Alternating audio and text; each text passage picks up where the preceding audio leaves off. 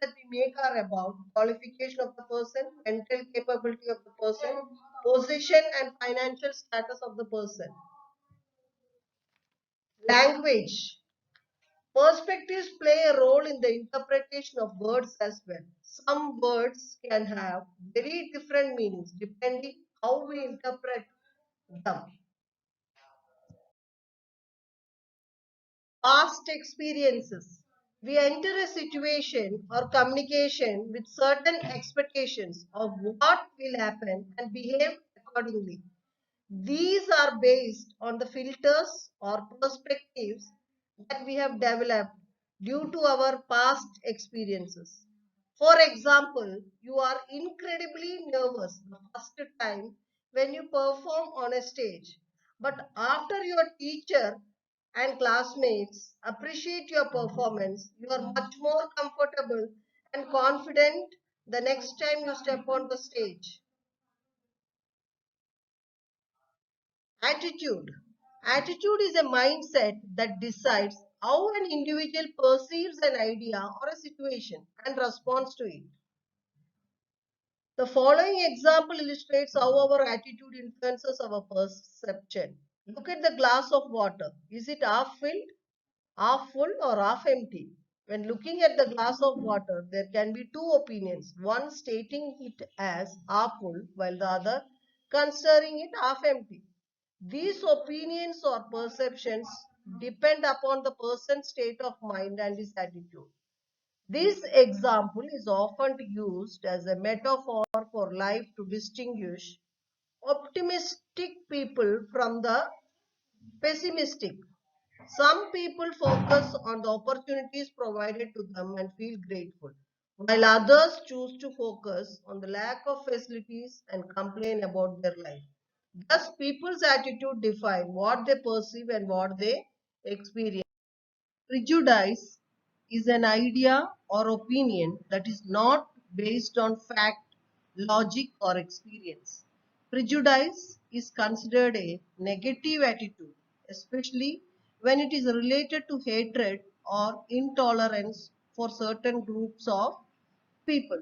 Some examples of prejudices are social status, gender bias, our attitude towards specially abled people, and antipathy towards a particular religion or a cultural group. Example, it is a common prejudice among people that women are not physically as strong as men. Today, however, women have proved this notion wrong and are excelling in physically challenging fields like military, law, enforcement, sports, etc. Environment. Do you speak to your parents in the same way that you do to your friend? Are you formal while talking to the people you know well? The answer to these questions would be a no. All of us communicate differently in different environments. For example, some students hesitate to voice their opinions in the classroom, while others thrive on the attention of their classmates. Therefore, while some students enjoy and learn from the classroom discussion, the shy students do not speak up in the class.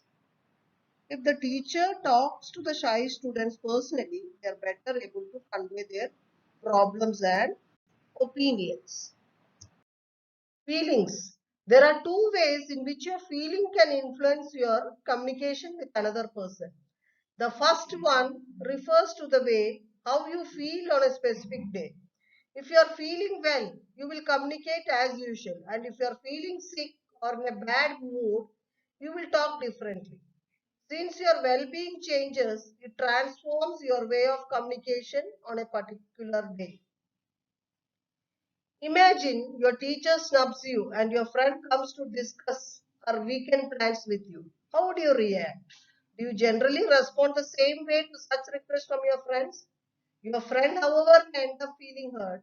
Therefore, if you are finding it difficult to communicate due to illness or other physical or mental stress, acknowledge it. It will help others to understand that the change in your communication style is due to your illness or stress. Beliefs. Our beliefs from a vicious cycle, our unique perspectives with which we interpret Any message or event stems from our belief systems. Beliefs shape our behavior, which in turn affects our communication style. Our communication style elicits responses from others and determines the result of an interaction, and the reactions further reinforce our beliefs. Example: Rohan believes that nobody likes him. Due to this belief, he does not trust anyone and stays aloof.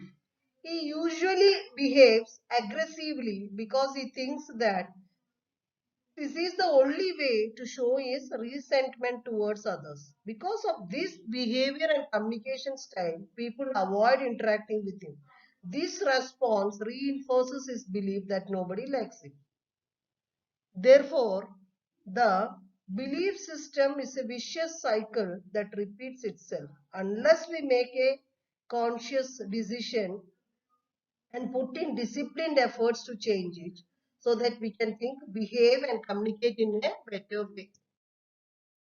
Dr. Eric Burns' theory on transactional analysis aptly describes the effect of our belief system on our behavior. This theory outlines how we treat ourselves, how we relate and communicate with others. Dr. Byrne has proposed 4 life positions that each of us may take in approaching any interaction. The 4 positions are: I am okay, you are not okay. I am okay, you are okay. I am not okay, you are not okay. I am not okay, you are okay. These life positions represent combinations of one's attitude about oneself and the other people with whom he is interacting. For example, I am not okay. I do not believe in my opinions and decisions.